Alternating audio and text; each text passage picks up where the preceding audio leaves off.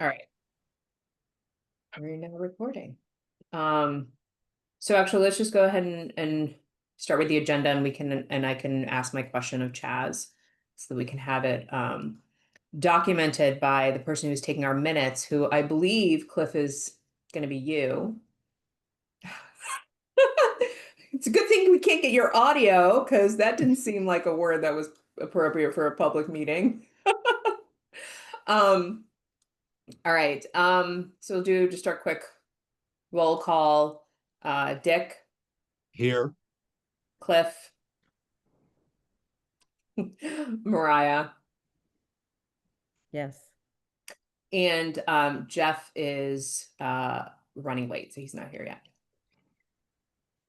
All right. So before we get to our minutes, Chaz, I had sent you an email just to make sure that we were clear on what on how to, sorry, I'm admitting a bunch of people, on how to manage Sid within the committee. Yeah. He's been helping with the analysis, and so I asked 3 questions. Maybe you can just run through those so everyone's clear. Sure. And I want to double check this with town council's office. But my initial instinct is that the primary committee here is appointed by the select board, NRSC. With that said, the NRSC, in creating these subcommittees, did not create specific written committee charges, and they gave wide latitude to the subcommittees in terms of their membership and the work that they're doing. So under those circumstances, I would say that if the subcommittee views it appropriate to bring on someone, as long as there are not open meeting law problems with other members and so forth, then that's okay, I think. But I'm going to confirm that with town council, in which case he could be a full member of the subcommittee, even though he is not necessarily a member of the committee of the full committee, because this is a special purpose body created by NRC for another purpose. I will confirm that with town council and get back to you as soon as I can. Okay, that sounds good. So let's understand the rules and we can decide how we want to manage. With that, I will say, with that said, you as a subcommittee do have, and I know this was expressly discussed by NRSC, you do have wide authority to bring in assistance from whatever corner you see fit. So the analyses that you work with other people with, so forth, that's all fine.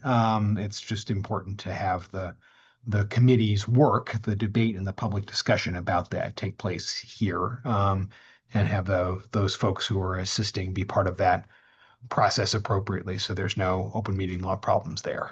Yep. Okay, that's helpful. I mean, just for the benefit of the group, my point of view had been that Sid was coming on to help do the work, not necessarily that he was an official voting member of the committee. I think that that's been a little squishy because he has voted to approve minutes for meetings that he's part of, but I think if he's not an official member of the committee, he probably shouldn't be voting on minutes either. Right. Chaz, does that sound right? I think that's right. Again, so let me confirm with the lawyers what their opinion on that is. My initial take is that if you want him to be a full member, I think you can have him be a full member, but you don't have to. And he can participate as you as a committee have authority to control the proceedings and invite people to participate as you see fit. Okay, great. All right, thank you so much. All right, so that takes us to the next item, which is Can I just jump in and say, just FYI, Chaz, this also applies to Val with, I think, the Futures Committee too, so it's not a Sid specific question. Yes, well, I think Val in particular was directly appointed to that committee by NRC. Although I'll double check the minutes there, but I believe she was. So we'll see. Okay. And All right. and just to be clear, we last week pulled back and did not have Sid vote on the minutes. That's right. Because of this concern. Got it.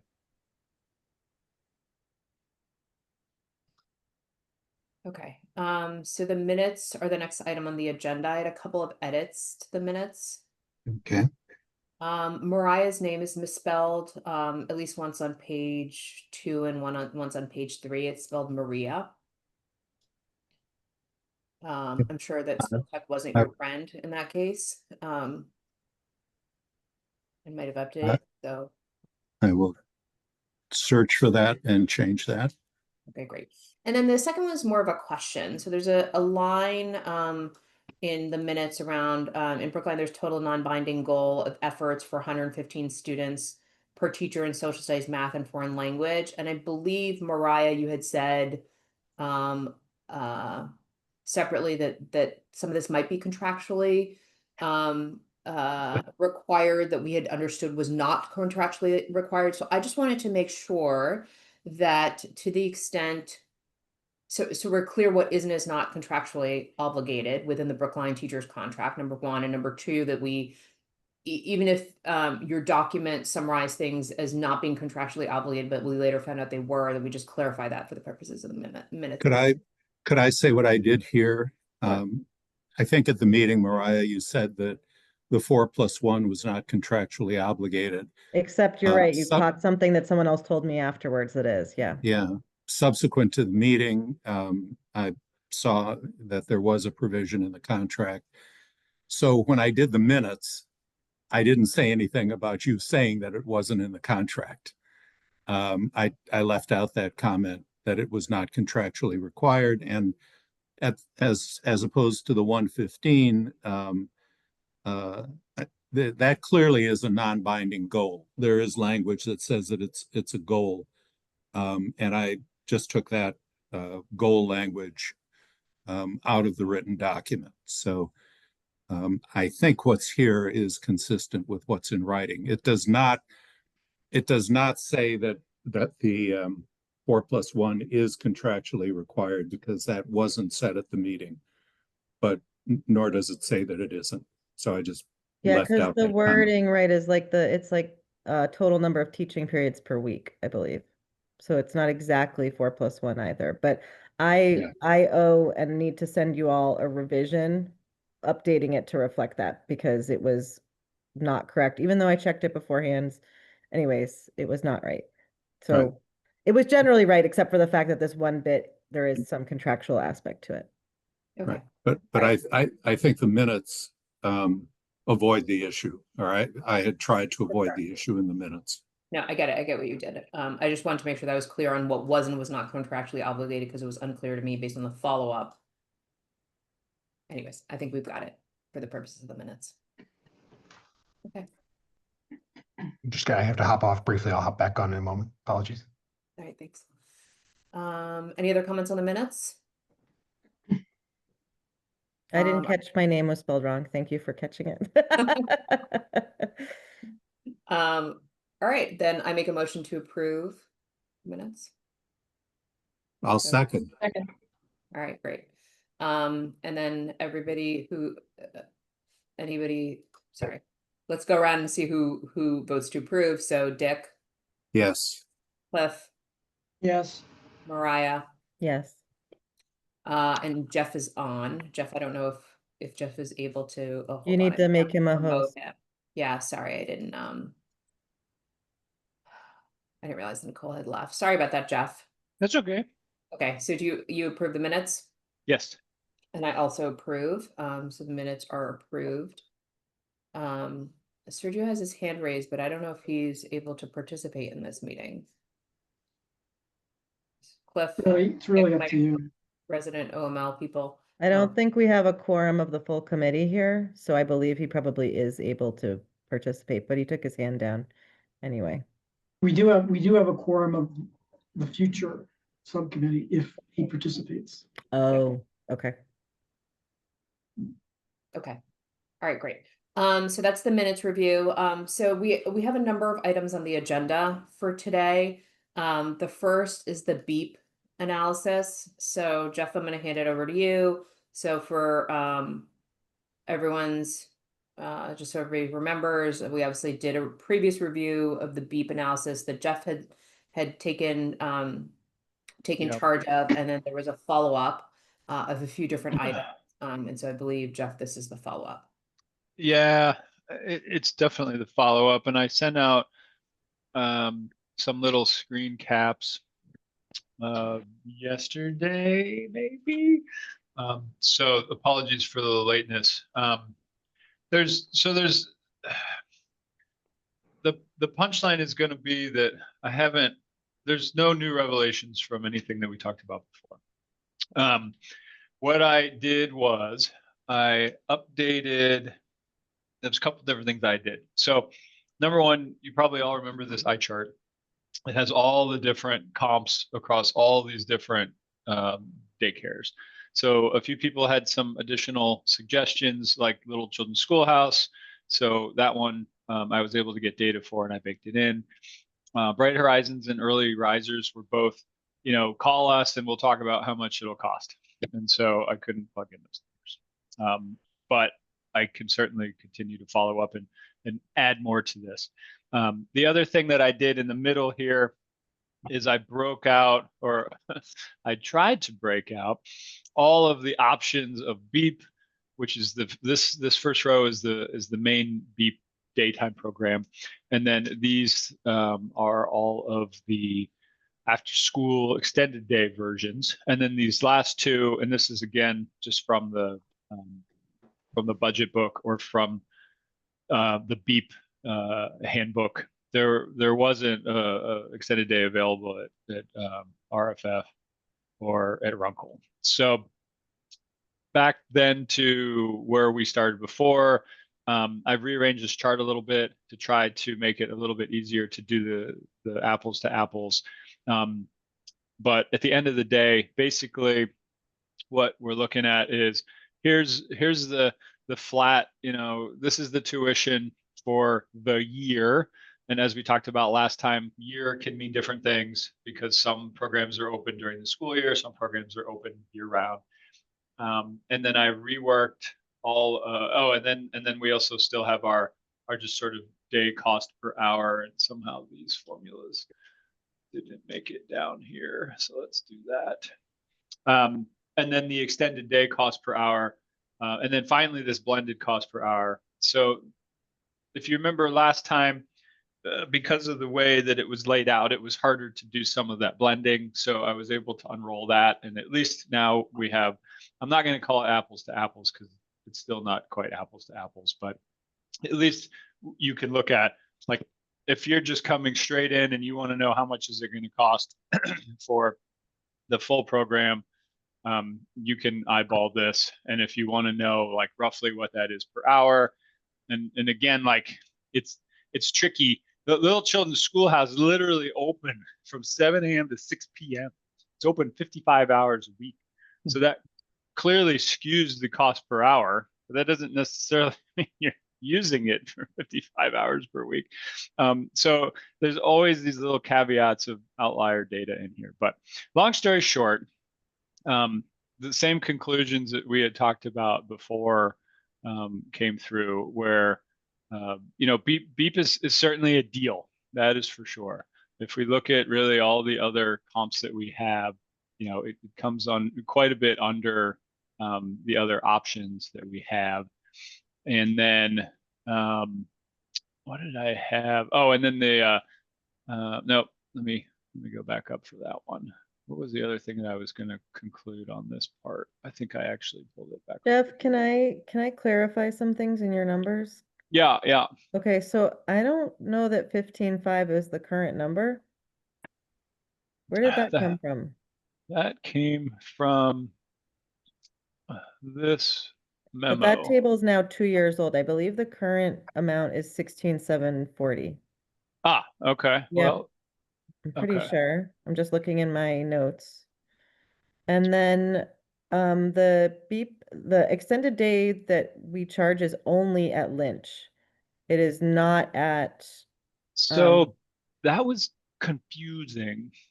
You had sent a link about extended day at Hayes, I believe it was. But that's through Hayes extended day, not through PSB.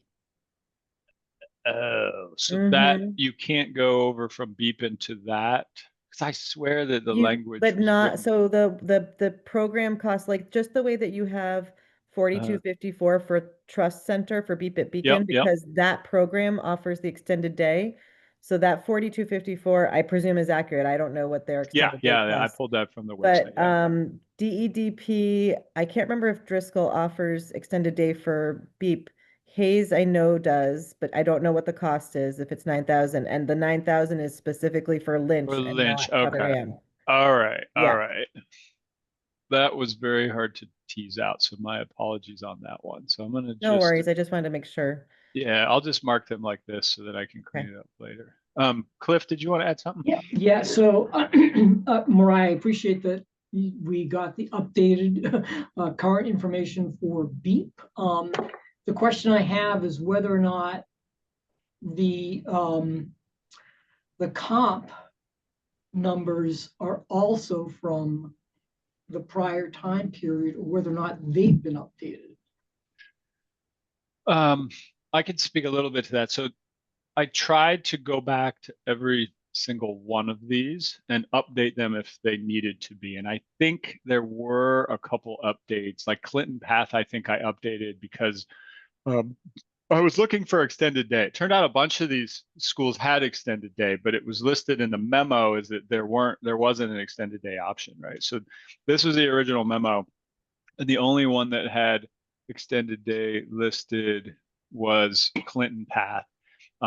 So because it turned out that when I was researching this the first time, there was a couple schools that did have extended day, I went back and looked at all of them. So if I was in there and it had updated tuition costs, then I also updated them in the chart. So it's as kind of as good as I can get. I could go back and look at the ones and make sure that we're getting the latest, but it's half updated. How about that? So I mean, that's helpful. Certainly for Sewell, if that hasn't been updated, it's a town program, we should be able to get that. yeah, you're right. That one is not updated. Because I believe we knew that one didn't have an extended day, so I didn't go looking for it. Yeah, obviously, I'll just take a note. try to make this as apples to apples as possible. That's all. Yeah, totally. Let me write that down over here so I can chase that down. Okay. So I also think it's interesting on the same vein around the comparables. I mean, Little Children's Schoolhouse, their blended cost is so much lower. Yeah, because of the hours. Because the hours, but the typical like Bright Horizons, probably Early Risers, like a lot of these larger programs or like more like the for-profit programs will actually operate those hours.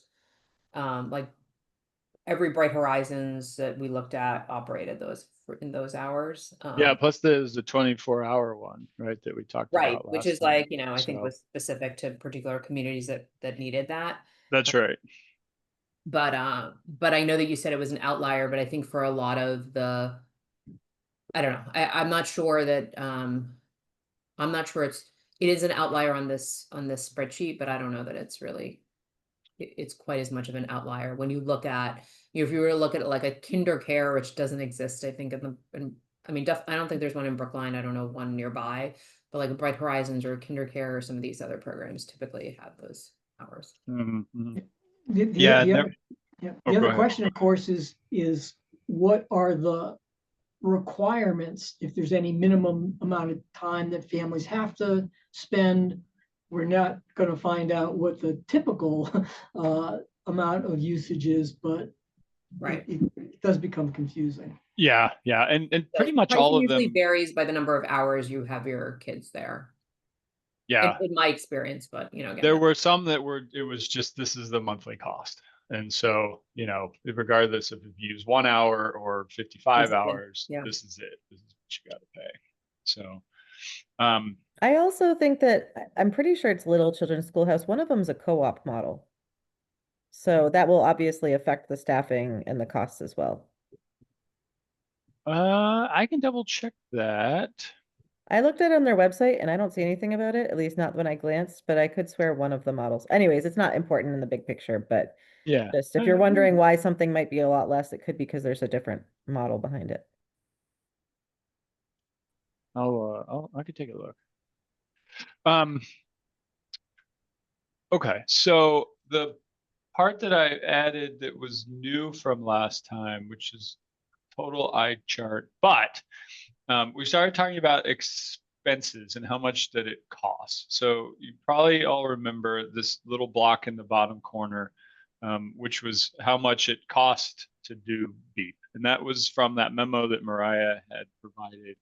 And we had talked last time about, well, how much does it does it actually cost for the teachers and the paras and everything. And so Mariah had suggested checking out the budget book, which I did.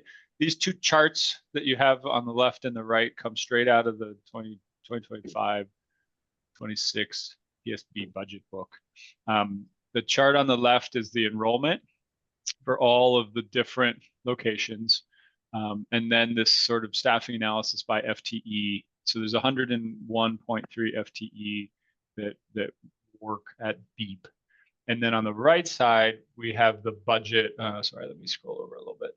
We have the FY26 budget for, you know, the salaries and materials and all that kind of stuff. So what I did here is I pulled all the numbers that were non-zero out of this expenses chart down to here, just so that I could kind of throw it together. And I did our always fun cost per pupil. We tend to talk about that. So I thought, you know, I've got Excel, so I might as well, you know, throw that in there. This at least gave me a good idea of where we were. I felt like more comfortable knowing how much we were spending on staffing based on these numbers than I could get out of this. I just had a really hard time with this particular table. The observation that I made, however, was this table included benefits, which I don't know whether the chart up on the right includes the benefits. I don't think it does, right? It does not. Yeah, so I blended that in over here. I essentially just took exactly the same thing, copied it, put it over here, added the benefits from this table, and that sort of, again, it obviously increases the cost for people a lot because benefits cost a lot. I mean, it's $1 million over on top of, you know, salaries, which are essentially these top three lines, which is like 3.7. So it's another 33%, which makes sense because that's what we would assume for the benefits. So, you know, I struggled to come up with a good set of recommendations here. I feel like at the end of the day, you know, it still feels like we are not charging enough for BEEP based on comp services in the area and also how much it costs, especially when you factor in the benefits, which, you know, is probably not a super amazing revelation by any stretch. But I tried to figure out, and Cliff and I talked about this before, like, is making it, you know, going from the half a day to the full day, which is different than extended day. Has that changed the equation? I did look at, you know, how many students we had in the ratios. So that the data that Mariah had sent out, there's the statement for public school programs that integrate children with and without disabilities. Class size shouldn't exceed 20 with one teacher and one aide, no more than 5 students with disabilities. And then if there are more students with disabilities, like 6 or 7, then the class size may not exceed 15 students. So that was that ratio piece that we were talking about last time. But I think because this is pre-K, the class sizes are pretty small, right? I mean, if you just do the pure math on the total number of kids that are in BEEP, it says on average, and the total number of classes is 24, there's like 2 kids on IEPs per class and like 10 kids that aren't. And I don't know if that sounds right or not, Mariah, but I mean, there's 286 kids and there's 24 classes. So if you do quick math, there's going to be like 10 kids per class, right? So the ratios, or I should say the statement that we got, I think you got it from DESI, right? I mean, I don't think any of our BEEP classes even that big. Do you know? That part wasn't in the I missed the budget math book, that you were so. trying to get to. You were saying that we have 286 kids in 10 classes, and so Well, we have 24 classes according to the budget book, and there's Right, okay. 286 kids in BEEP. So Uh-huh. 286 divided by 24 is essentially 12. Yeah, Right? okay. So the value, the statement that we got from DESI about the ratio of how many kids with disabilities versus not disabilities, Yeah. it starts at like 20 kids per class, right? I don't think any of the BEEP classes are that big, right? So, No. right, they've got to be 10 or 12, just unless one class is like 20 kids and one class is like 3 kids, Well, but So isn't the point that we were talking about the second part of that and not the first, right? About 6 or 7 kids versus 15, right? yeah, so Okay. if the classes are smaller, but there just can't be that many kids with disabilities unless one class has 6 or 7 kids with disabilities and it's a 15 student class, and then the other classes don't have any. There's just not enough kids in the program. Sorry if that isn't making a lot of sense. No, No, it I- does. And what- actually, if you look at the table, you just had it up. Sorry, it disappeared. That one? What, not This that one? one. Go to that one. Let me see if it's, no, go to, yeah, that one. The Yep. one that you have in row L, I'm sorry, column L is Yep. like, it alludes to that you can see the full IEP seats versus Yeah. paying seats. So that sort of helps illustrate fractional participation. Yeah, right. And Not this obviously class by table, class, but overall, yeah. right. This table on Right, the left is also the same table. It just has Oh, extra okay. data in Thank it. you. So, Yes. yeah. and on the other page, here it shows 53. I think you use a number of 51. So Hmm. you're Yep. within I'm off 2. by, yeah, I'm close, but I'm off by Yeah. a couple. So, But I think the bottom line that I hear you saying is, unless there is some real aberration, you're not approaching 6 or 7 kids with IEPs in a class. right. Exactly. So that theoretically would allow classes of up to 20 kids under the DESI guide or I think yes, but then my guess is that there's gonna be a size of class per pre-K, right? A pre-K class can't be 20 kids, right? The Right, DESI statement is for any class. I think that my understanding is that a preschool class can be up to 20 kids. Not that that's necessarily a good educational experience. I just want to say that. right. But at some of these, and this is based on my own sort of anecdotal, so just take this with a grain of salt. But preschool classes and some of these bigger sort of chain programs, when my kids were there, at that age, were 20 children in preschool, and I don't know that I don't think that that's a program that we want at Beep, because I don't think that that's Yeah. great for one teacher at preschool level. But regardless, we should clarify that. Did those chains also have kids on IEPs? I don't know. Right? Probably not. I mean, Probably it's a good. Actually, I will say that there was one child who definitely was on the spectrum, had been tested early, and there were actually a couple kids who got supplemental services in those programs. So Okay. I don't know what volume was. Obviously, that's not a question you. Right. As this falls through, with these class sizes of, say, 12, if you add the 9.7 and the 2.1, Yep. that falls through to the $17,000 per kid. That's down at the lower left-hand column of this page, Right. with those smaller class sizes. I'm curious, do capital expenses, building expenses, the cost of a building get figured in here anywhere? Mm-mm. Well, Not as far as I can tell. it's Oh, in sorry. Go ahead, the Myra. classroom capacity. If you look right of the line more above where you took benefits from. So the leases actually were baked into the last year total cost, as you can see from that memo. Mhm. Okay. But Jeff did not bring it over into his analysis on the left-hand side in columns G and H. Yeah, so there's really, And there's, it's the But other that would be building costs. that would be a subtraction though, right? well, I mean, it would be Uh, the use, I guess, the use now that, It's like depreciation. Is that the number that we're kind of, or that's what we're thinking it is? So then it would be an adder to that. Yeah. yeah, or amortization. It's a or- cash number. It's a cash number. Yeah. Okay. Similarly, like the grants, which I assume help us, right? In that they lower the cost.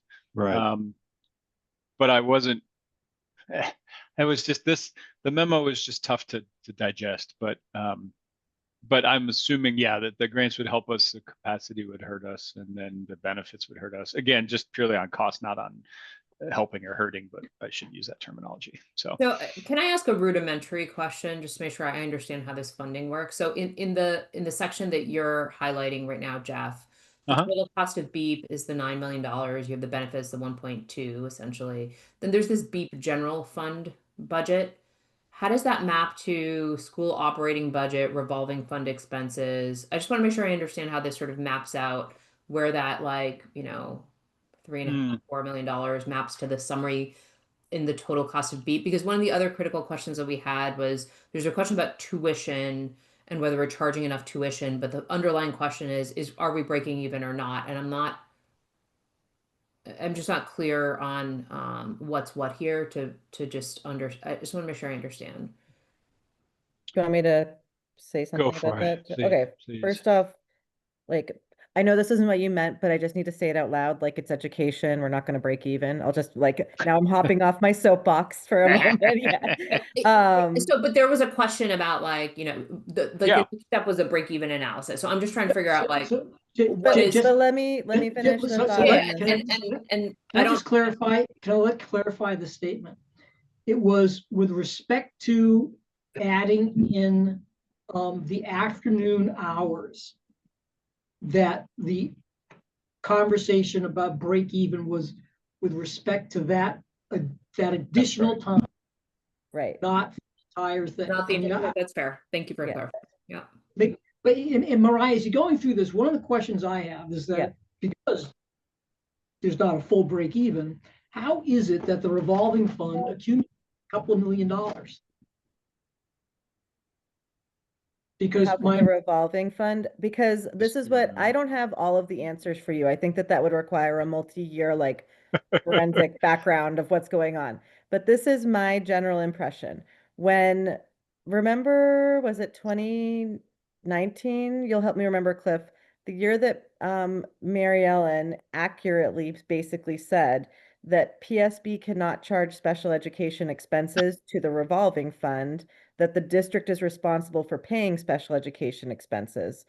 We started to shift, it took 2 or 3 years, if I recall, special education expenses from the revolver to the operating budget. And essentially that multi-year process allowed for an accumulation because we had tuition coming in at the same rate, but we were then shifting special education costs over to the operating budget.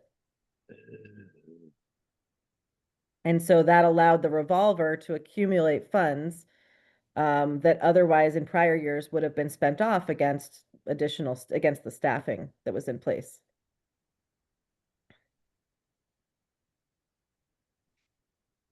That makes sense. No, it does make sense. The question is whether or not all the numbers here sort of reflect that current reality, or not. Yeah, and I tried to do a little research on what do we want? Like, is there a balance in the revolving fund that we want to shoot for? Is it XYZ, tuition number of students? Is it a percentage of this or that? But I probably would need to chat with the Well, BEEP, Jeff, CLA also like talked about our revolvers, and this was something that we had also requested in the past. Was often we are told what our revolving fund balance is for each of the revolvers, but like, is there a minimum? Is there a maximum? Is there Exactly. appropriate Yeah. range? Yeah. Is it 1 year of expenses? Like, what is Right. the Exactly. expectation? Yeah. And some of these are bound by law. And so there's a lot to like, again, this is, no one's ever said that's a terrible idea. Everyone has said that's a great idea. It's just been I think a question of capacity and giving us that kind of analysis. So we don't have Yeah. that yet, but it's really important, I think. I agree. Are the So- required special education expenses included in the numbers we're looking at? So when you Now.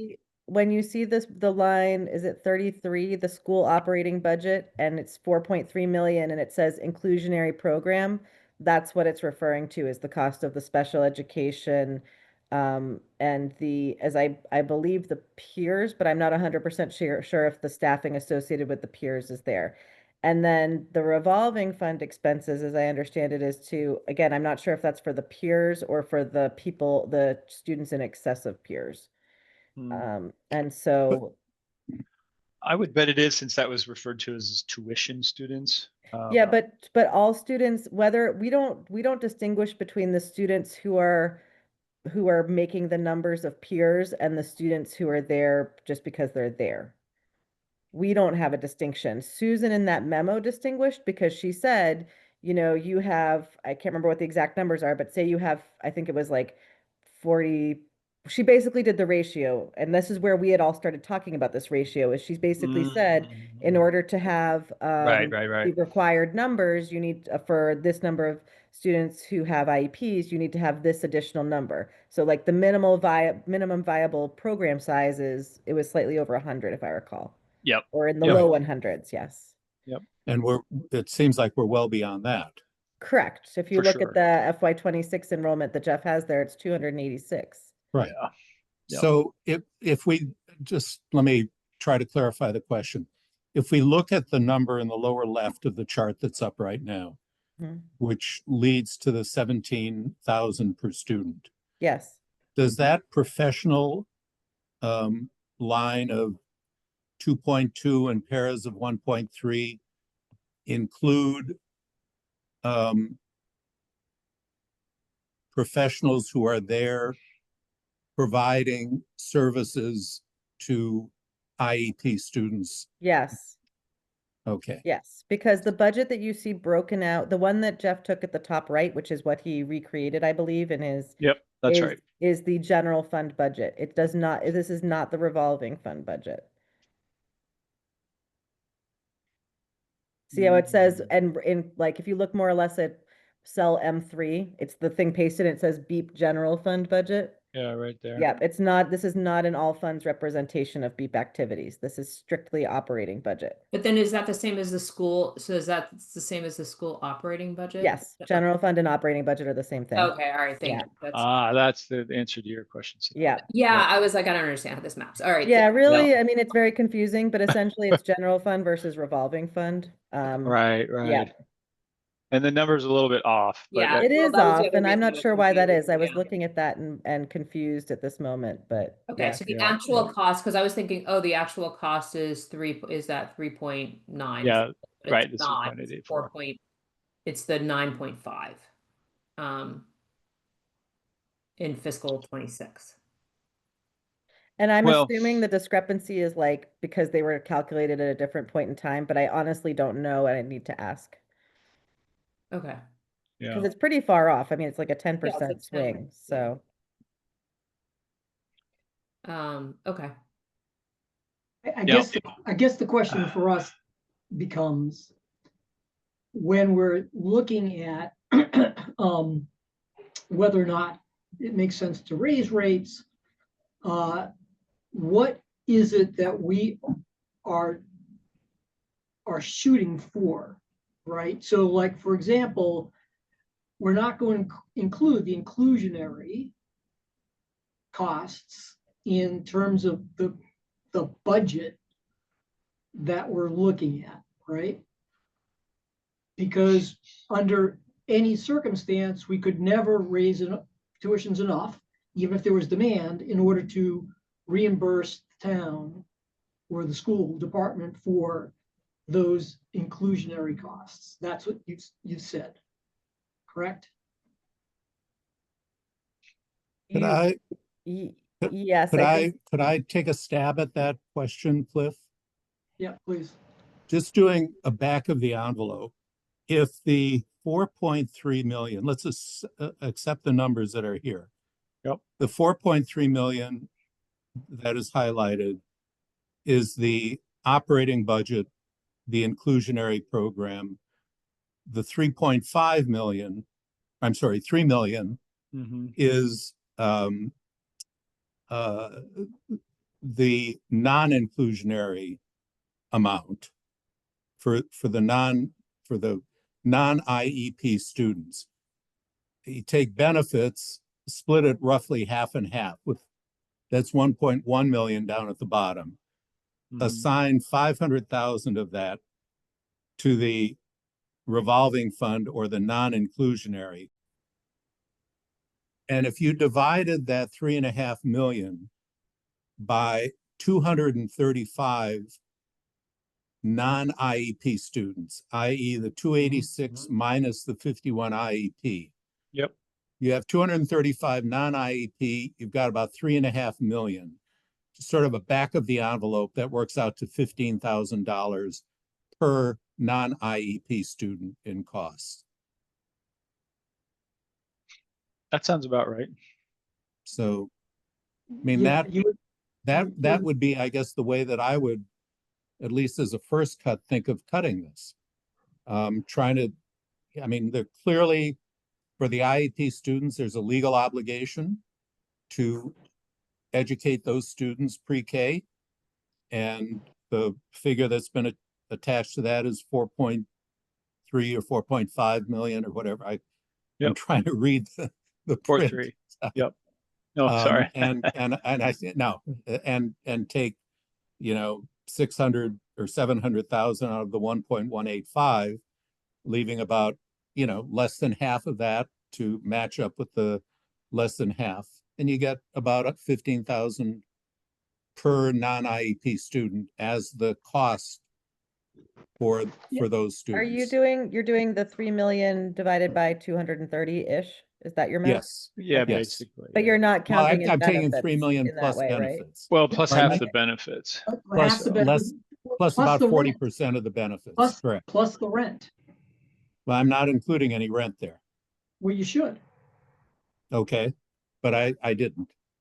I understand. I'm just, No, I mean, so that capital cost would add something, but I mean, my understanding is we're not paying rent, or we will shortly not be paying rent anywhere, but there is one would attribute some capital cost. Yeah. The amortization of the loan of the debt for the buildings, the depreciation. Yep. Yeah. yes. But so that would raise the $15,000 figure somewhat, I think. Yes. Yeah. I mean, I think this is the question right now, as you heard, we're charging 16,740 for the current year. Last year, we voted a 3-year, 8% per year increase to tuition. So, by those metrics, if just using Dick's back of the envelope calculation, one would say we're quote unquote overcharging. I'm not saying we are. I know there's other things he didn't add in. Right. Right. But I think that this committee, I think, was pursuing this idea of, is there more that should be charged here? And based on what I'm hearing, I think maybe not. I mean, school committee knew, I think it was it was discussed at the meeting, that an 8% per year over 3-year increase was aggressive. So I just think that, and that's again combined with the extended day that's offered at Lynch. So I think that's just something for you all to think about, if that's where you're landing, has school committee again has been trying to catch up on what we saw as being under, particularly for extended day. We knew we were underwater, and it was costing the district, especially when you count in the benefits. So it'll be interesting to see where you land. But to me, hearing that, we're not drastically off from where you might be recommending.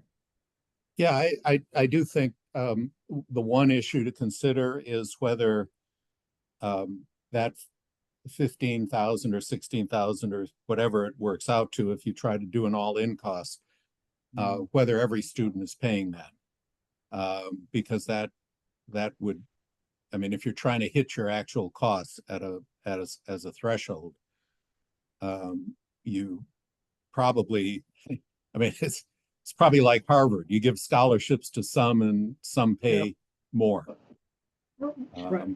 if they can afford it. Yeah. Well, yeah, I mean, there absolutely are kids who get, and families who get a break or even a free ride. I mean, that's Financial aid. Yeah. We offer it. We explicitly hold spots for it. And Also, I mean, I think personally, so I'll just say something. I mean, I think we've talked about this before, but school committee, there are children in this town who, if they don't get into BEEP, they're going to go to preschool somewhere, and there are children who won't, right? So BEEP offers I think, and a really important sort of ensuring that we offer early education for students who need it and who otherwise would not have access to it. So when we Yeah. think about it like that, that is very valuable. And Yep. it really sets the entire system up for success. Right. But, then the question I think would be, should there be higher charges for those who can afford it? Should the list price be higher, in order to offer those scholarships? And that's, Well, that's where we had that choice last year and we made that decision, Dick. Originally, staff said to us, we want to reduce the number of financial aid seats by 5 and do an increase per year of 5%. And we chose to increase by 8% per year and retain the number of financial aid seats because the data showed us that historically they were using all of the financial aid seats. So we made Right. the same choice you were of essentially being able to provide that flexibility to offer the needed financial aid.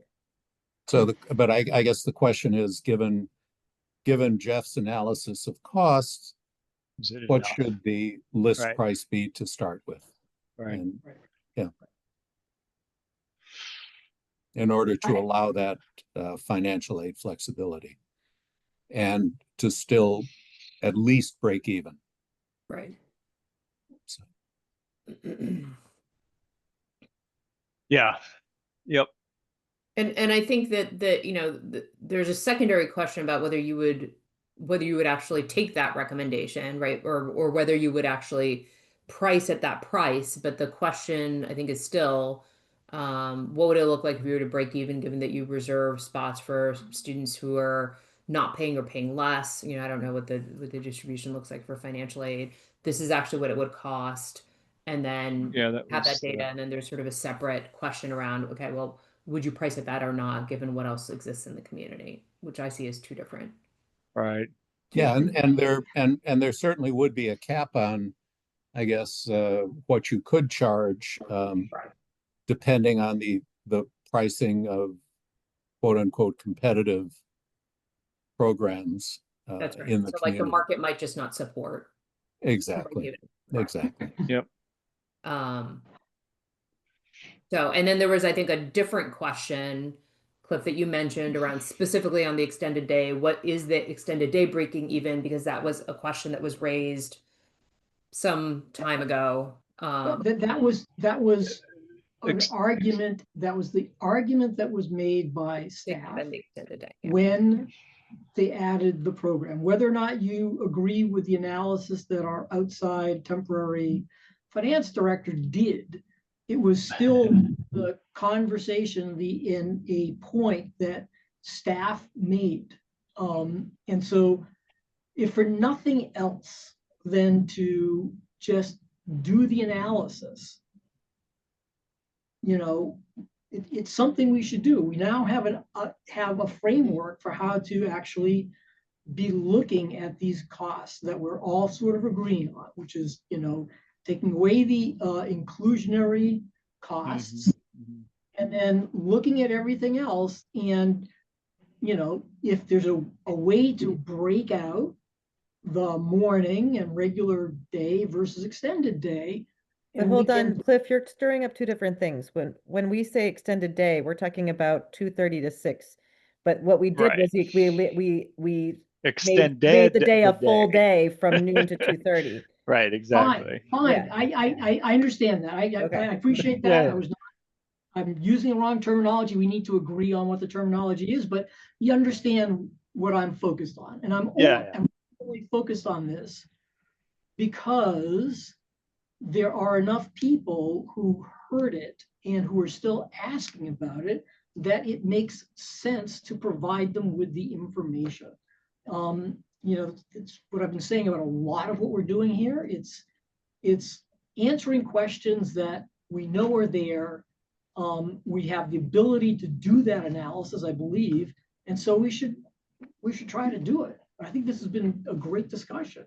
So do we have an understanding? I mean, just to get to the first question around, for kids who are paying tuition, or kids who are paying full tuition, or kids who are paying partial tuition, do we have an understanding of what the current distribution is today around who's paying full tuition, what percentage is paying partial. Yes. Or maybe what percentage is not. I actually don't, I just don't know what that is. Well, it's Okay. in Yeah, your out that's- of date, but yes. Yeah, that's all here, and it's of I course see, which I think didn't get sent out in the, this one I didn't include because I didn't change anything from this one. I sent it out last time from the yeah. first Okay, round. that's great. You But was- I'm happy. What happened a month and a half ago. That's a I know.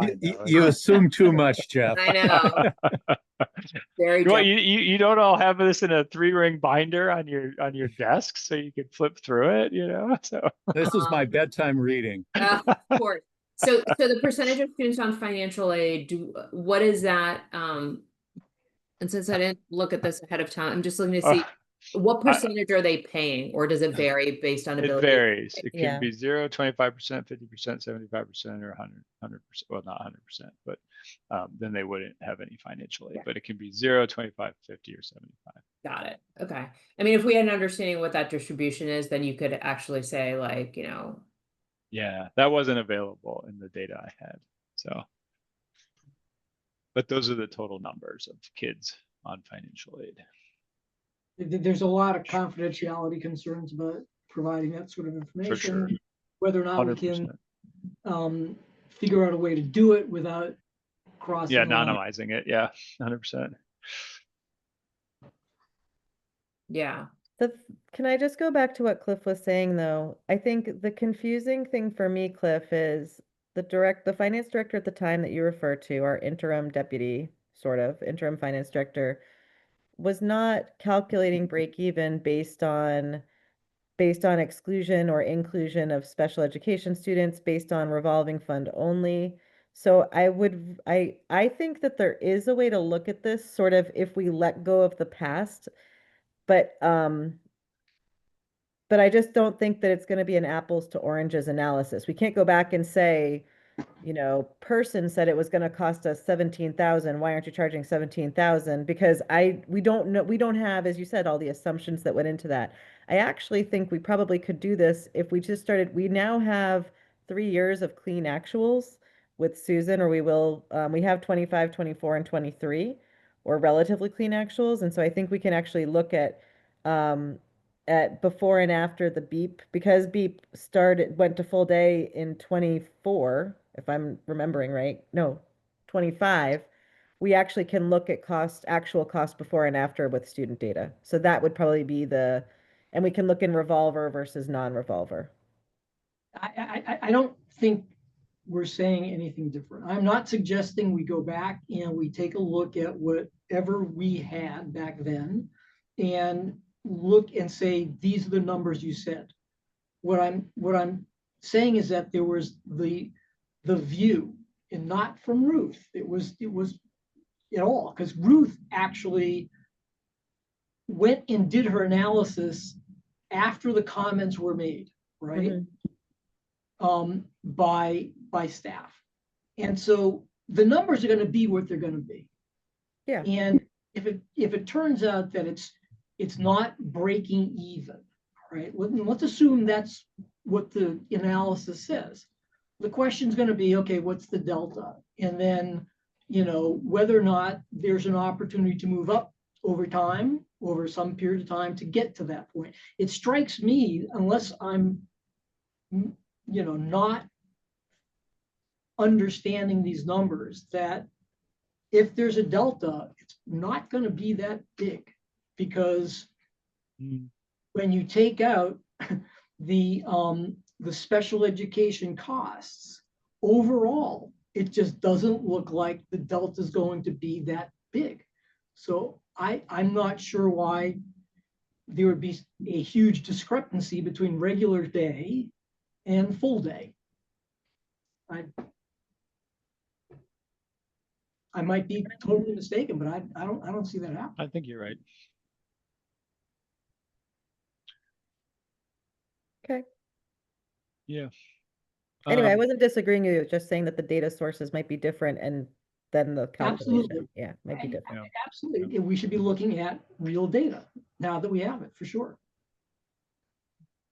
So I'd like to talk about what we think the next steps are and sort of what we think we can viably get to given where we are, given this January 20th. And some of the core questions that we were hoping to answer. we might be limited in answering because of the data that we have access to. Mm. I think if we were to pursue an analysis that says, you know, here's what it would take to get to break even. I wonder if there's a way to get data on, okay, we know how many students are getting financial aid and maybe some blended rate of what they're getting to anonymize the data, right? That's like one simplifying assumption to consider. If we decide that we want to continue to pursue that and come to an analysis on, okay, well then, you know, based on that, you could say, well, the full tuition paying students will have to pay X, and then, you know, might change sort of the blended, the cost based on that blended rate, what students who are getting financial aid would pay, and is that viable or not viable, or, you know, what would that look like? That's sort of one path. And then this to get to the first question. So I want to put it out to the group. Again, it's January 20th. There's limited time. I want to make sure that we focus on the most important things at this point. I think that's a relevant question to look at, but I'm also not, I don't know. I'm not sure if we can get there or not. What do we know what the revenue number is from BEEP right now? I mean, I didn't hear the question. Can you repeat it? What's the revenue number from BEEP?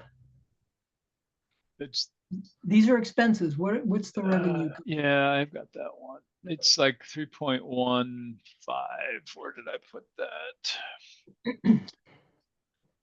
3.1155 is the revenue. And That was 2 years ago. If you do yeah, old. it's a little Yeah, different. Yeah. yeah. But that's the same as the tuition number, right? So that should be this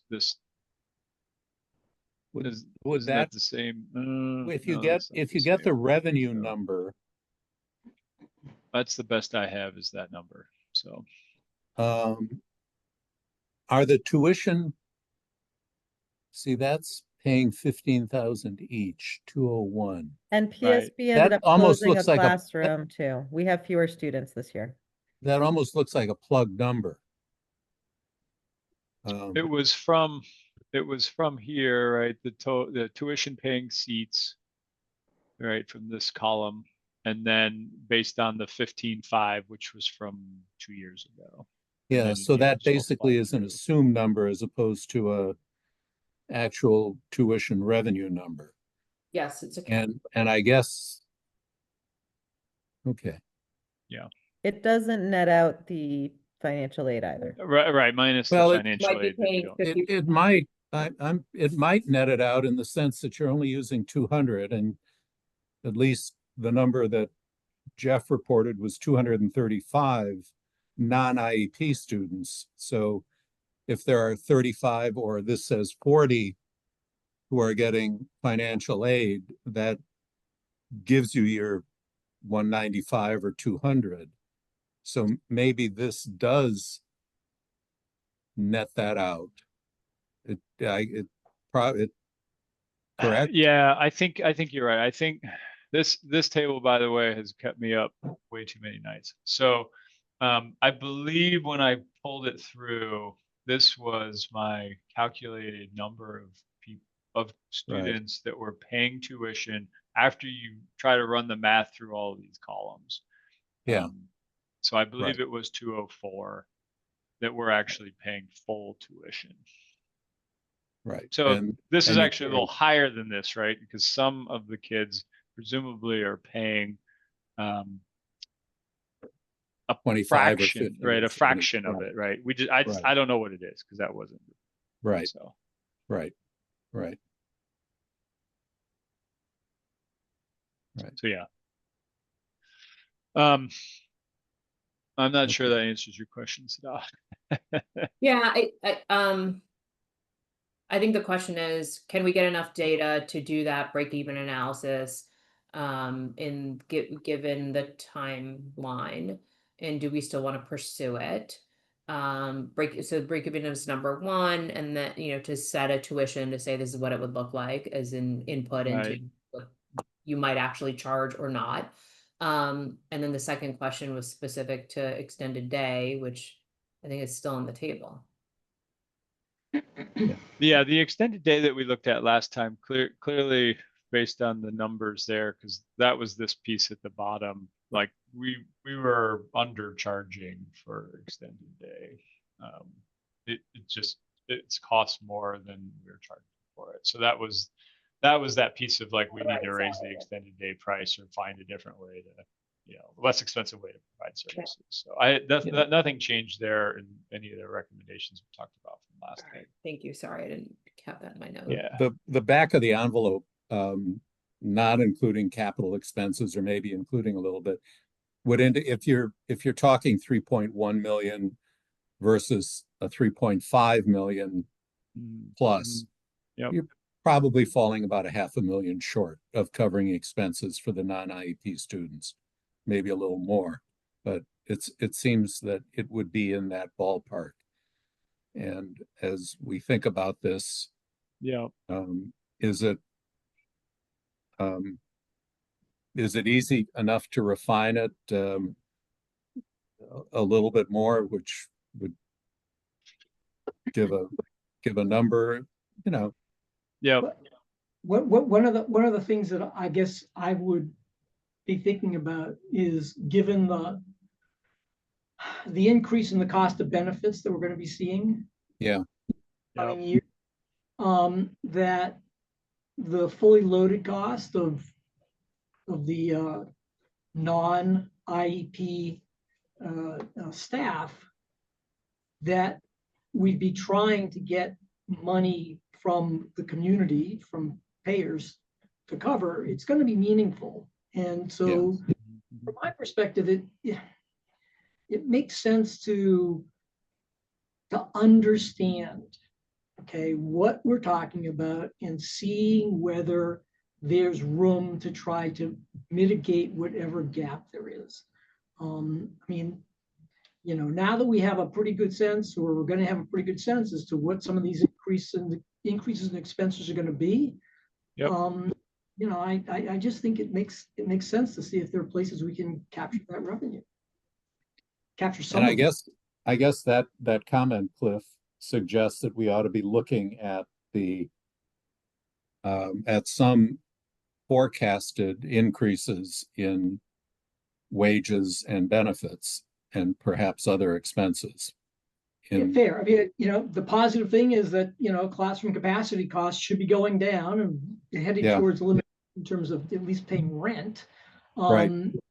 What we can get in terms of recapturing any principal or interest or depreciation for some rooms, it's going to be smaller than we're paying in rent. Sure. So, that, to me, that's less important.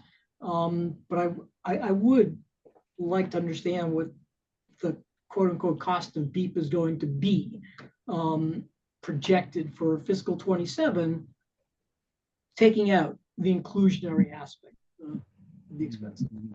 Yeah. And I think, Jeff, you've taken a big step toward doing that here. Yeah, it's chipping away at it. I think it's 90% there. There's just a couple little pieces that would tie that all together. And it's hard to see it not with all the factors we just talked about. It's hard to see it. It's not gonna, costs aren't gonna go down, right? So it's hard to see us not needing to ask for a little more. It's also hard to imagine that these for-profit programs, which provide healthcare, are not going to be dealing with the same issues. 100%. Yep. And if the schools are going to be presenting an updated budget, they clearly have to be loading the individual components of that budget into their program. So they should be able to provide us with, the current thoughts as to what this is going to be. Well, the schools aren't loading benefits in. Benefits, that's, No, but we can get that from Melissa. Right. And we know what the assumption is at this point. Right. Remember, this is old data. Yeah. It's as up to date as I could have made it with as Yeah, I'm many not places listening. as I could. But yes, it's very hard to get everything on the like current across the board. But yes, you're right. It is. Well, we know that, but we can talk about it a You've little all, bit yeah, later, we but, all know how this works, right? We've all tried to do this kind of stuff. It's but maddening to try to get everything to be the current value of everything. There's always something that's slightly older than you want it to be. So, the I'll take- assumption that they're making is 12% increase in healthcare benefits. right.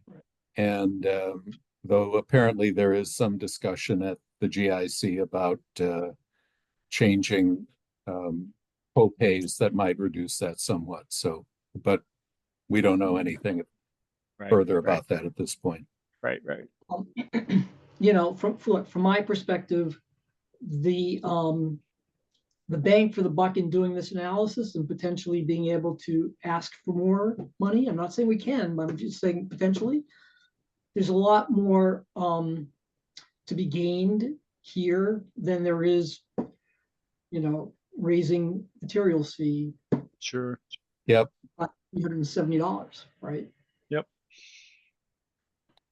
Okay. All right. So Jeff, do you feel like, you know, you're clear on what you think is viable or your next steps around that? Sure. Yep. Okay. Why don't you let me know when you think you'll have another turn? Yeah, for sure. Um, Absolutely. I'll get back to you very soon on okay. that. Yeah. Time is So, tight, obviously. So. Yep. Yeah, I know. Just wanted to drop that in there. All right, great. So beep analysis. So the next item on the agenda was how we want to manage the CLA response. And so I know that and actually we don't have Chaz. I think he said he had to step away, but that was like an hour ago. So Yeah, he was back. He was back oh, for he a was. bit. Okay, I missed it. So, you know, I think the two options on the table, and I wanted to think about this a little bit, and I just want to sort of, you know, frame. I know that there are concerns about doing a formal sort of third party revisiting of the CLA report. I think there are some concerns around just the time and capacity or the expense that it would take up and the value that it might have.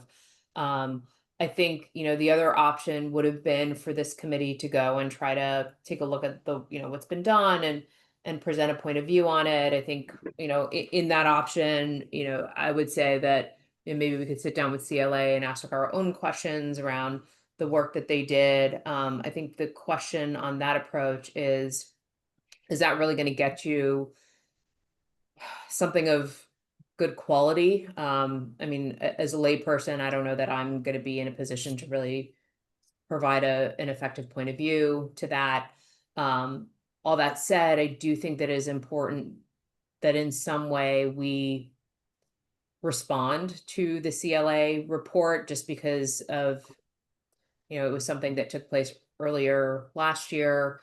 In the spring, there was a lot of discussion about it. I think there were concerns and questions in the community. And so I want to put it out back to the group. And it's possible that we won't come to a conclusion about it here.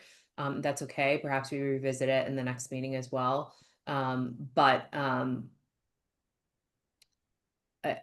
don't want it to go unaddressed, just given that there are questions and concerns in the community. And then I think the article that was published related to the lawsuit on, I want to say January 11th or so, so a week ago Sunday, I think just further, you know, I think stirred the pot a little bit more. And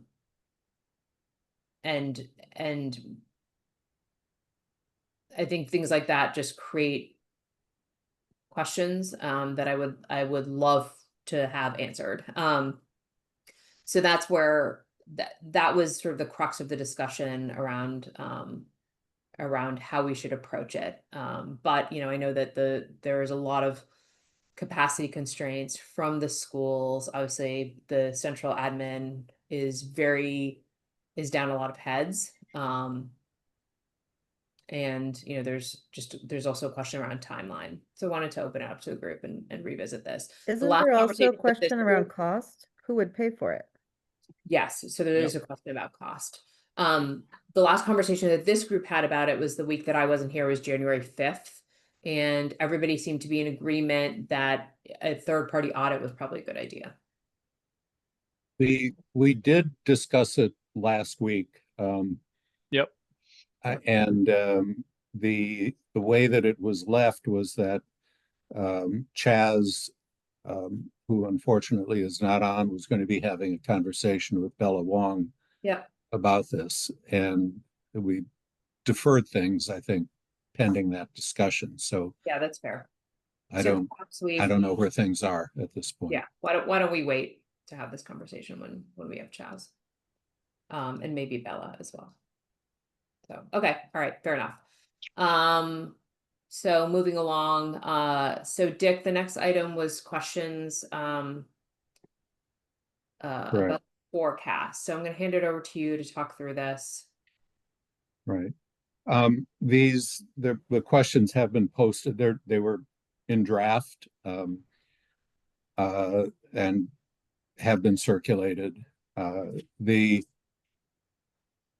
questions were submitted, provided to Chaz, to Melissa, to Bella Wong, just to get their feedback as to whether there was anything that needed clarification or any situation where information was unavailable.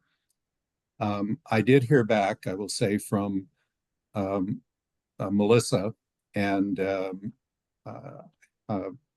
had a discussion with her and with Charlie Young. The town side is basically able to explain how the numbers were derived, in the sense that they are using known data that they have, for example, for utilities. There is an $800,000 to $900,000 fire department tail that will hit in FY28 that is already part of a contract. They know that. They are using 12% for the GIC at this point, though that is in some flux. And as to salaries, wages, they're using 1.5%, 2%, 2%. Plus, they have a step program on the town side that effectively adds about $400,000 a year, or 0.5%. So the bottom line wage increase on the town side that is embedded in the forecast is essentially 2%, 2.5%, 2.5%, with that fire department kicker in FY28 known in addition to that. The other costs, they've inflated at 2.5%. So what I was trying to do was, we got information from both the town and the schools. The town giving us departmental expenses that inflated around a little less than 3.5% each year, down to about 3% going out to fiscal year 29. The school numbers for wages were around 5%, 5.1, 4.85, 4.64. But it wasn't clear to me how those numbers were derived. Did they include breakage, more expensive, more senior people leaving and being replaced by younger people? What class sizes were assumed? The purpose of the questions I asked was to try to get behind these gross numbers and to see how the numbers were derived, because all that we've received, initially all we received from the town was the gross numbers. They are going to be providing some information that explains that we've gotten the gross numbers from the schools, and the questions go to the number of full-time personnel, the wage and salary assumptions, class size assumptions, savings from breakage, basically in an effort to understand how these numbers were derived, whether the numbers are reasonable or not reasonable. I think we have an obligation as a override study committee to do some review and have some scrutiny of gross numbers rather than just to accept them. There was one specific question that came based on some information that Sarah Mogtatter provided before she left the committee, and that dealt with the size of classes and special education teachers and aid requirements vis-a-vis DESE requirements. So that is in. And the final question, well, there's a question about grants and whether there are individuals who are on grants. Can those be expected to continue? And if not, how will those employees be dealt with? And finally, a specific question about transportation costs, which are the other huge budget increase here from 5.2 million to 6.4 million from 26 to 27, after which it stabilizes. So basically, what I've been trying to do, or what the questions try to do, is to understand what data, what assumptions underlie the numbers that we've seen.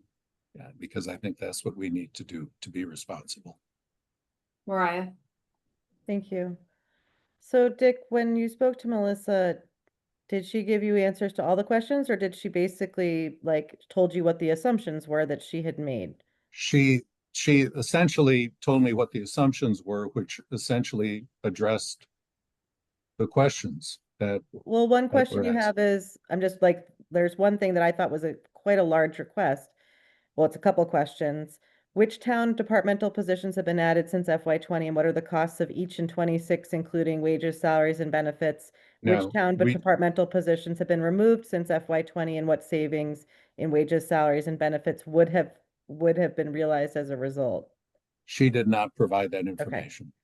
Because I think that like what you got is pretty reasonable, and that she told you the assumptions, but the questions weren't asking assumptions, and a lot of it was very, very detailed information that she didn't give you, and I can sort of appreciate why, because it would have been a huge data request.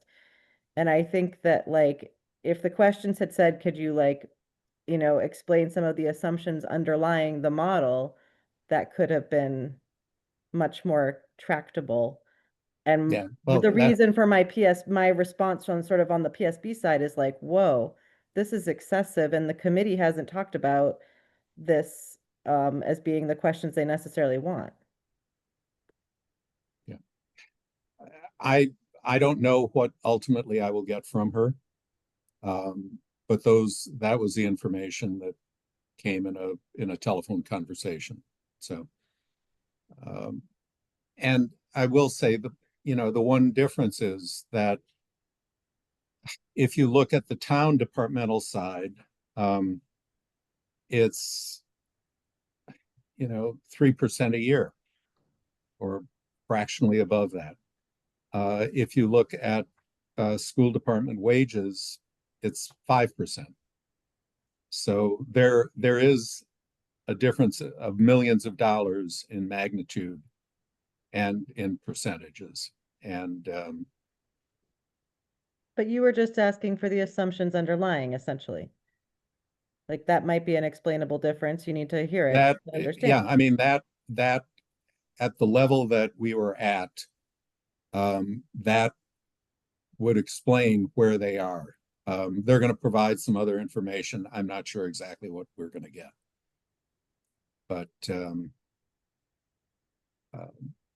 we have at this point, all that we have from either the town or the schools is simply the gross numbers.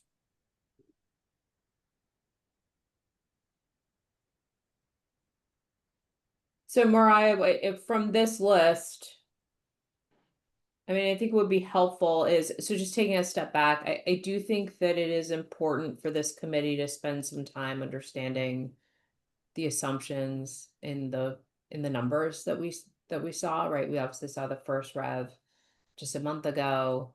And a large portion of the report outline is really about the budget, the levers, or sort of pressure testing. Hey, do we think that these are the right, the right things have been considered? And I think to write a report that says that, we'll have to ask these types of questions. So thank you, So Jen. Daph, I think though there's like a question about process, and when someone is acting on behalf of the committee and has spoken with the committee, then you sort of say, yes, this is the things that they've talked about with the committee agrees that these are the questions they want to ask, and then we move ahead, right? Or at least a process, like, hey, Dick, can you assemble the questions and send them off on our behalf? But when we don't have that sort of process, that's, I think, where things start to go awry. And when I looked at the questions, I felt uncomfortable because I know that, and you all know, I mean, you alluded to it earlier, like, Brookline.news, the staffing question and who is here and, how do we have staff? And so like this idea that we know that we are understaffed, we know that both sides are deep, deep, deep in the middle of their budget prep, and to send over 7 bullets with probably 30 to 40 questions each at this point in the game is excessive. So if I had had the chance to say something beforehand, and we didn't because we were now under open meeting law, I think it would have been very valuable to say, how can we streamline these questions to make sure that staff can answer them effectively? And again, like, I don't know that Dick's going to get all those questions, but does the committee need to know every single staff position and the savings of positions that have been eliminated and their savings since FY20? Like we're talking about 7 years back. Like, there's just some work that could have been done here that, again, the subcommittee is supposed to be looking at. So, is the spirit right? Absolutely. But like, there's a lot of details there. And if staff don't respond, then they can run the risk of being called non-responsive on both town and school side, right? So there's just like a question of making sure it's handled correctly so that they are, and I know, Dick, you're well aware of this, like they're sensitive to that as well. And so, how do we make sure that they have that we're giving them something that's feasible for them to do? Well, just to make clear, and I had tried to make this clear, I was making an effort to be accommodating to both the town and the schools, to give them an opportunity to say, is there anything in here that is unavailable? Is there anything in here that doesn't make sense? Frankly, I would think that a lot of the questions should be data that is readily available to both the town and the schools. What are the salaries? What are the number of FTEs? Both what was assumed going forward, what was true historically. If that's not the case, say so. But my assumption was that things like salaries, workloads, and so forth would be information that the schools would be keeping just as part of their general operations. But I didn't submit it through the subcommittee as questions to be answered. And I clarified after you raised your questions to me to make clear that my purpose was to give the town and the schools the opportunity to say, wait a minute, is there something here that's not available, something that's unclear? I was trying to do them a favor, not to circumvent this committee. And we have not posed these questions at this point. Yeah. So I agree from a process standpoint. I think we could have handled this better. I think, having gotten the numbers late, I think I could have stepped in earlier to think about how to effectively compile these types of questions. But given where we are, there are still questions that I think we need to answer. And I think understanding the baseline assumptions and inputs continues to be important. So given that, what is the best? Cliff, do you want to make your comment before I close what's the best way to get sure. here today and point B? So I I think we're spending time on discussion about process that I kind of thought we had last week, and I can appreciate you know, the process that we set up, and it wasn't strictly followed, but at the same time, I don't think there was anything nefarious intended. I'm actually more concerned, honestly, with once we get an updated budget, the process that we're going to be able to engage in to ask questions about what we've been given and to get answers. And I'm coming from, you know, the process we use at advisory, which is obviously it's out a longer period of time, but it is that sort of a process. We get the information and then we have to digest it, and then we sort of have detailed conversations. Maybe we provide detailed questions in writing, which for me sometimes can be an inefficient process. But and we as a group, I know I'm feeling a lot of pressure, you know, in terms of trying to put stuff together, and I've been spending a lot of time on things, and I am concerned because of how this whole thing has unfolded, that we're going to come up against expected deliverable dates without having had the ability to do the type of vetting that I think the people on this call are professionally comfortable with. And that's something that I know I'm wrestling with.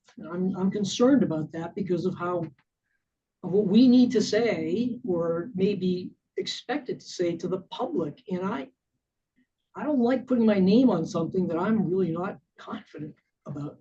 So that's my concern. And I don't want to speak for Dick, but I can imagine that that's part of the impetus for, you know, getting stuff out sooner rather than later. But Mariah, I do understand the process that we put in place. It's hard sometimes to follow all that. But I don't think we put this as a process in place. And my concern actually really does tie to sort of overall timeline. If we are to stack up a whole bunch of these questions that aren't core, we're delaying sort of every other step after that, right? So like, how do we boil everything down to the essence of our work, of their work, to make sure that we're getting what we truly need and not sending people on, you know, data requests that we don't even maybe have the time to process. It's hard for them to collect. We don't even have the time on the other end to process. So I think we're all in agreement. And it's just about like, what's that request, so that you all, when it's time, have what you need. Fair. So what I think we want to do is look at Dick's questions as a starting point, review those, provide feedback on those questions, and then use that as a way to use this conversation as a way to distill what we want to ask the schools. I know there are questions for the town in here as well. You know, for the purposes of this meeting, I think we focus on the schools, and then send that to or, you know, Mariah, you might have some answers to these questions, right? Based on the process we agreed to, there are things that you can answer and sort of help manage the workload from the schools. But I think we can spend the next 30 minutes. Cliff, I think you have to leave at 7 for an advisory. I have to leave a little bit before that, but Okay. yeah. I have finance at 7 too, so I need to school committee finance too. So hard stop. All right. So I suggest, I don't know if people have taken a look at these questions. Let's walk through these questions. Let's talk through them. Let's try to be efficient. We'll get as far as we can at 7 by 7. And then, you know, we'll send out what we've reviewed perhaps to the schools. And if we have to do a one-off meeting, let's talk about whether we do a one-off meeting to review the additional questions. I don't know if that's possible with OML and just kind of where we are right now, but I'll just put that out there as an option. Any objections to reviewing this Nope. now? All right. All right, let's do it. Dick. Do you want to? Well, the first bullet, but generally it asks for the assumptions and the data used in calculating the funding requirements. And I don't know, Mariah, whether I have no idea how, for example, wages were calculated, what assumptions were made. And that, frankly, may moot some of the further questions. If the schools basically said, well, we took X dollars and multiplied it by Y%, and that's how we came up with our number. Or if they looked at actual numbers of FTEs. So the question and is, how were salaries rolled forward from year to year? how, yeah. And what, I mean, the first bullet really was trying to probe the number of FTEs in the positions. And it did go back historically. I'll acknowledge we don't need to go back to fiscal year 20. But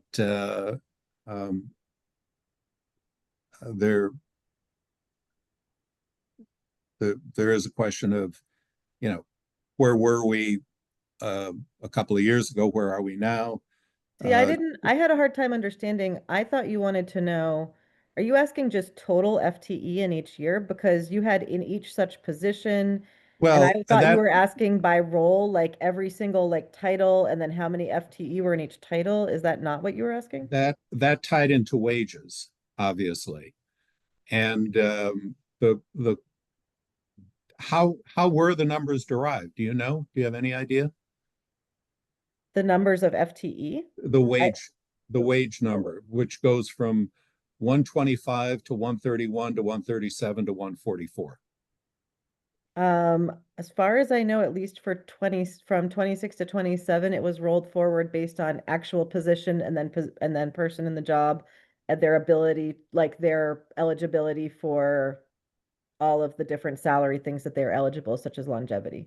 Like if they were not eligible for longevity before, and if they were in a certain step before, they got rolled forward to lanes, but I don't have those details of exactly how she did it. So it Of was course, done, yeah, and that, you know, that would be the information on an individual basis, which would presumably be in their right. So possession if of what you're the, asking is, how did we essentially calculate the salary increase from 26 to then 27, 28, and 29? I think that's a pretty, like, that's a much more tractable question than the content that I see there now.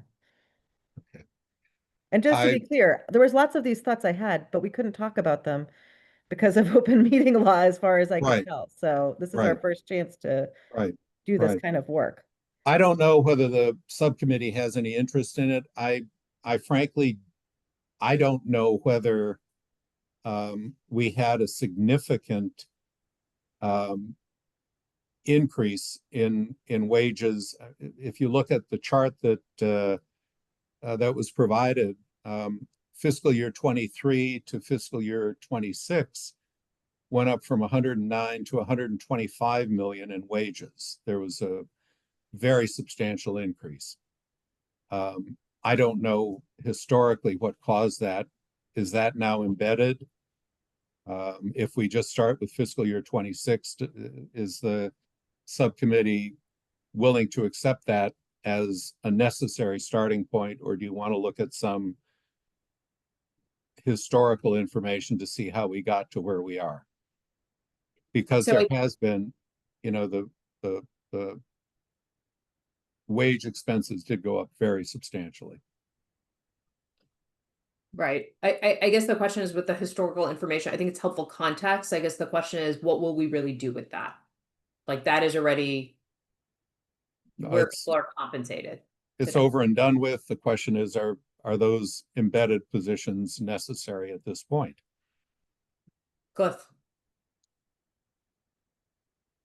You're on mute. I thought that's where people wanted me to be. So I'll say that the only reason one of the reasons to have historical information. I'm not suggesting we have to have it at all, but some people are still asking, okay, gee, we've lost 1,000 kids or whatever number of kids it is, the percentage drop, what's happened to staffing? All right. And I know that I know the answer to that because I've seen the numbers before. I think then the question becomes, okay, gee, if we've reduced our staff as sort of proportionally to what we've lost in terms of student body, why are wages up so high? And I think that is information that requires people to sit down and understand what is in the contract and what the negotiated and contractual obligations are, and for them to be able to put A and B together to see how you get to C. I'm not suggesting that we spend a lot of time doing that if it's not readily available, but that is a rationale for looking back, just so that people can get that. So they're not thinking we're adding bodies to, and that's what's generating this huge increase. It may just be the huge increase is a function of the total compensation that we're obligated to pay. I think understanding that dynamic, being able to talk about that, could be helpful. I actually think that the history, I think the context is helpful, and I wonder if, I mean, I think, I don't know when the new contract started, if it was, I think it was in fiscal 23, right? Fiscal 22 or 23, I don't know. If it's a 3-year contract, it goes through the end of this year. Right, So it would exactly. be So fiscal 24, 20. 25, 26. Yeah. Right.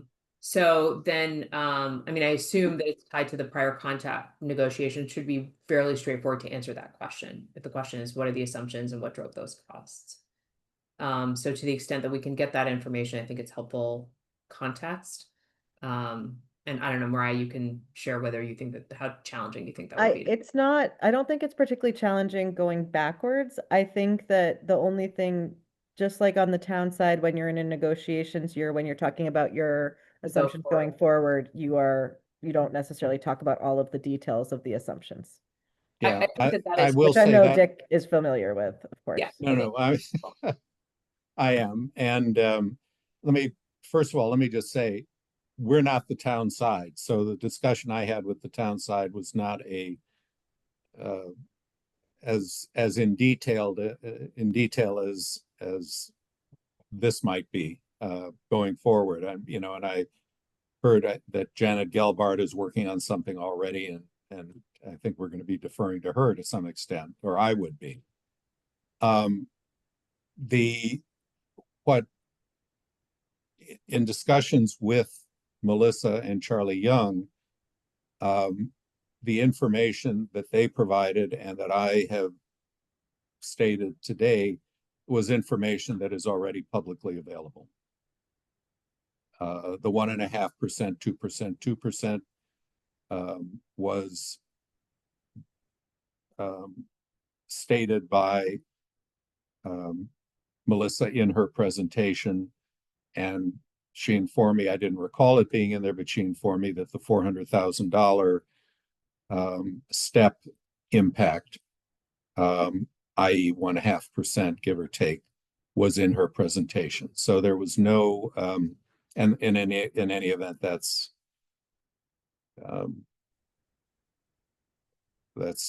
where they have said they are. And when she was saying those numbers, Dick, was that for unaligned staff, or was that for, because contractually her contracts aren't 1.5, 2.5, 2, or whatever you just said, right?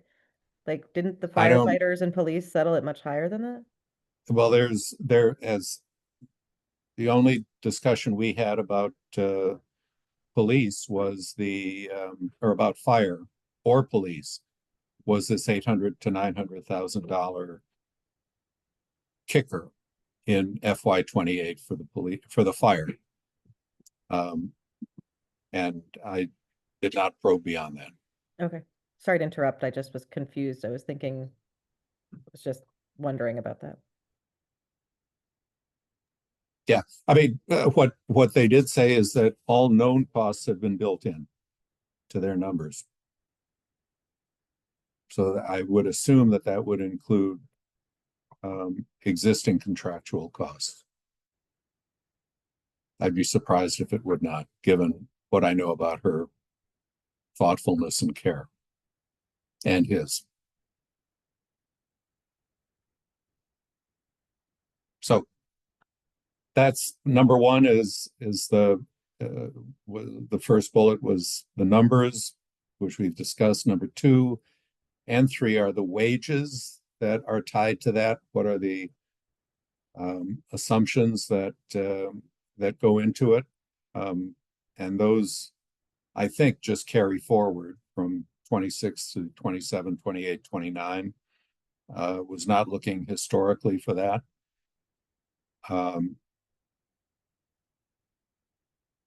Any questions, thoughts? Okay. You're just sort of looking for the ramp on that one, Dick? Yeah, I'm trying to see how we got to the numbers that yeah. Okay, yeah. Thanks. Yeah, and I think maybe the question for the admin team is, you know, what do they think is viable to share, given that they're in the middle of the negotiation? Yeah.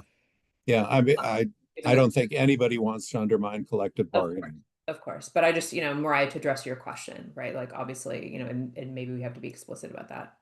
But wage Numbers numbers have been published, right? Like the numbers have been published, and then, you know. Yeah. Right.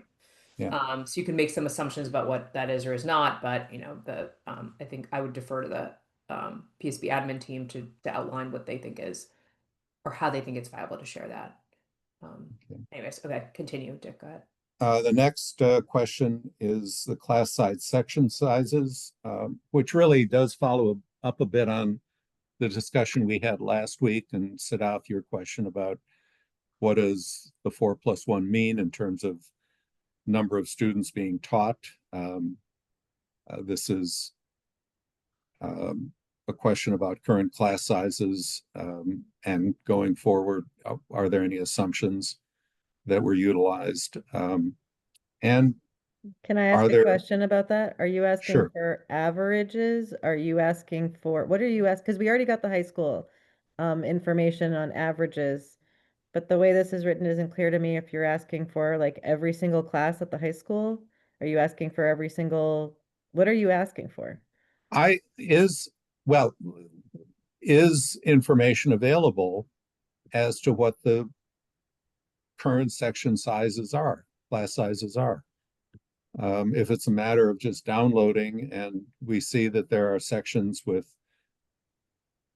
8 kids, 5, you know, what is the teaching load? And really what this. But if we needed that, why were we asking them for averages earlier in the like weeks ago when I got that data for the subcommittee? I don't know. I don't know either. I mean, I'm just sort of like, what does the subcommittee want? I thought I was collecting the data that was requested. The question here is, are there opportunities for savings, for example? Are you going to pick through every single world language class and decide whether or not one that has 5 kids? Like, what is or not you, is this subcommittee in a position to be able to determine whether it's appropriate for a class with 5 kids to have 5 kids in it? And whether that would result in savings? I know I'm not. I'm just curious how this committee I'm at this point, we have no idea what the class or section sizes are. That's not true, Dick. I provided you with information that came from the high school a month or so ago that provided max sizes, average sizes. We've gotten the information presented at school committee that you all received on K-8 classes by school. No, K8, yes, no question about that. And I also provided the subcommittee with the data a month ago about the high school. We reviewed it. And if there was, like, there just was nothing in between now and then that it was insufficient. And again, it's like, I can't tell what this data is actually asking for. Like, are you asking for world language classes and like they're ranked and one world language class is 5 and another one has 8 and you say, why don't you combine them? And they say, well, one is Japanese 1 and the other one's Spanish 4, so that's not going to work. Like, No, I mean, clearly you can't do that. no. So I guess like that's my Yeah. point is, what is the point of this data collection?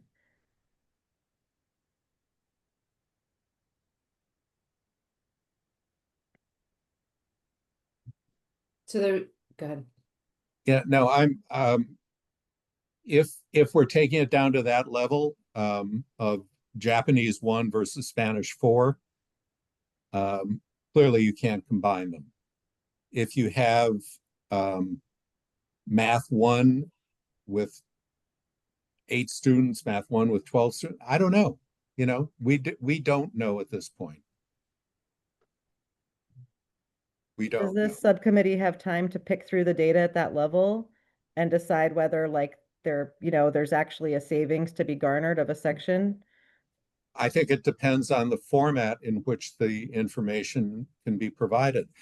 The question is, does the high school have information monitoring the size of the sections?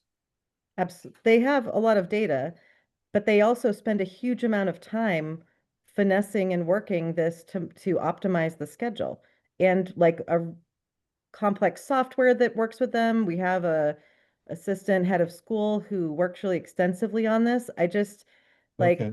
I just have, and everyone understands the scarcity of resources. So I personally am loath to go back and ask for the data because I know that I wouldn't even have any ability to say, oh, well, why haven't you done A and B? Because I know that there's a reason for it, because if there weren't a reason, they wouldn't have done it. So I Like, think there were a couple of things that just in prior conversations that had come out as next steps. So Mariah, we had talked about, and Dick, you mentioned it again, the context of teaching loads, like what does that 115 really translate into from a classroom perspective? So that was one sort of follow-up that gets to this, which I know that you were going to take away. The second piece was we did see the average classroom sizes, and one of the questions that had come out of that was, what's the distribution? And I think one of the follow-ups was to do a Q&A or have a conversation with Hal, I think was the scheduling. I'm not sure I said I could get him here. I could be wrong. I don't remember saying we were going to do a Q&A with Hal. There I was some could be wrong, but I'd have to go back and look at the recording, but I know that you had mentioned the complexity of the scheduling before. And I think the question was, okay, the averages are helpful. The gut is at like, they look right, in terms of, in the right range. But then there was a question about, well, what does the distribution look like? And you had mentioned the scheduling complexity and that Hal was the person who actually spearheaded that. And so there was some follow-up related to that, which I would have to go back to my notes to check. okay. And I confess, I would have to go back to notes about that discussion as well. Yeah. Distribution meaning size distribution? Size distribution, yes. I assume you mean Okay, like frequency of class so- sizes, so- right? That's what you're So talking about? Yeah, okay, well, it's the other question is, it's not a two-dimensional distribution because it's, fair. Yeah. you got to so- put in timing, right? The schedule issue, it's a three-dimensional.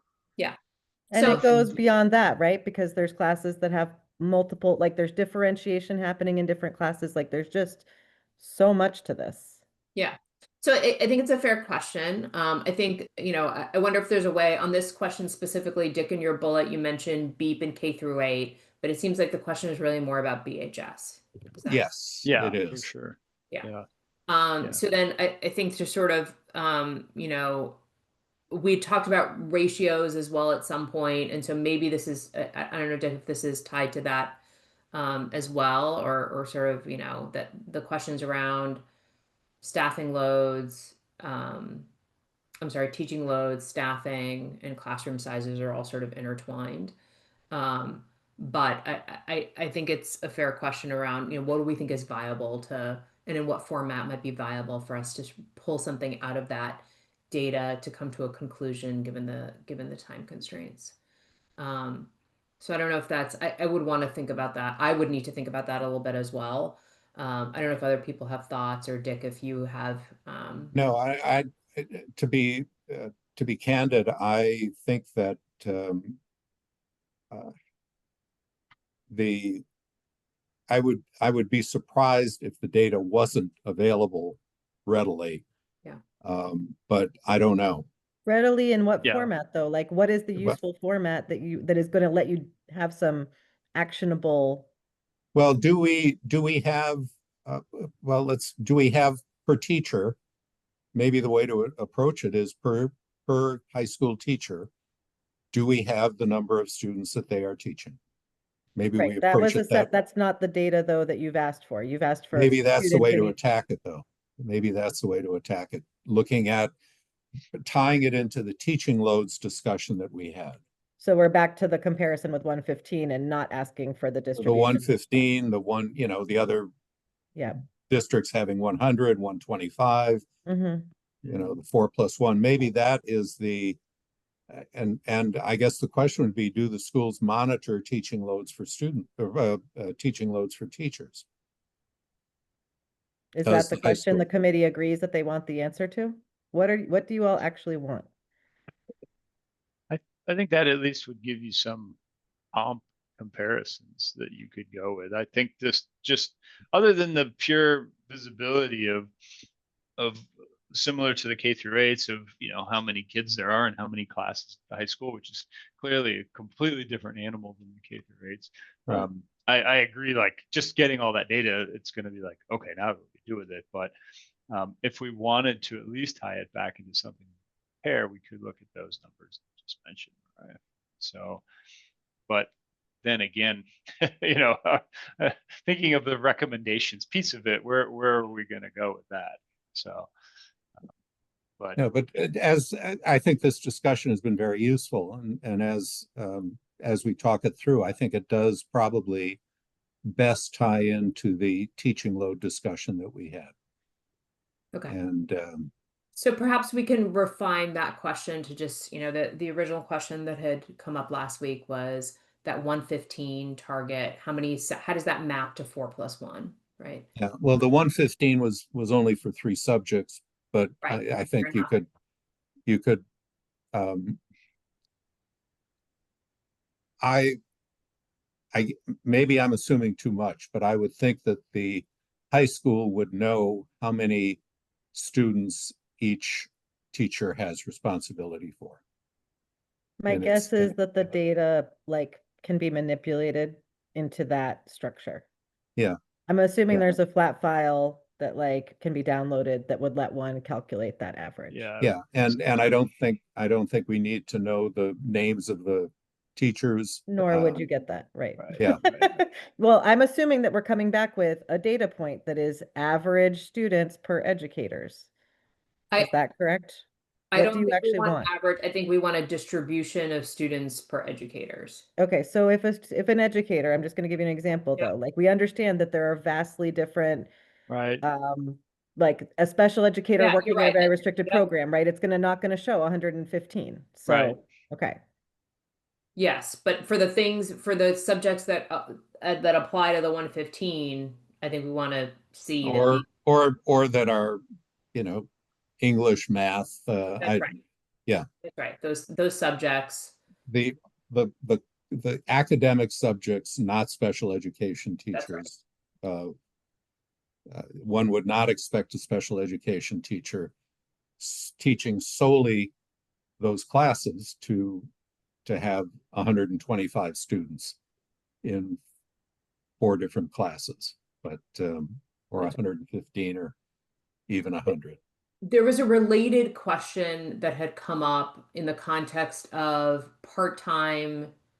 I don't believe we got the answer to this, Mariah. And it did come up in the context of benefits, right? So my understanding is that. Yes, I have this data.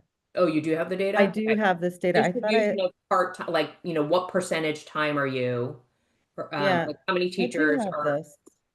was that shared? I don't, It might have gotten just subsumed because we've been focused on some other stuff in school committee, and I might just have not I was working on it last week. okay. Oh, you know what it is? There's the data got pulled and there's like a 0.3 discrepancy between And Susan was gonna go back to check what the 0.3 FTE discrepancy was. When you add them up one way and then you add up the total, there was a 0.3 discrepancy. I know it's not that big a deal, Yeah. but we like to have You know, this play out. that, to be clear, that sort of discrepancy should not be the sort of thing that sends Susan or anybody off on a 2-hour expedition into data. Okay, well, let me tell you right now, if you're curious. So there was 0.1 FTEs, 1.2, 0.3s, 3.4s, 14.5s. There's a total of 65 staff out of that represent, let me see. 65 staff that are between 0.5 and 0.9. 65 head count, which is 44.9 FTE out of 1,439 FTE. So it's a very small fraction of the total. Almost all are 1.0. I think that's, I don't know, 5%, something like that. 6% that are benefits eligible, but not 1.0.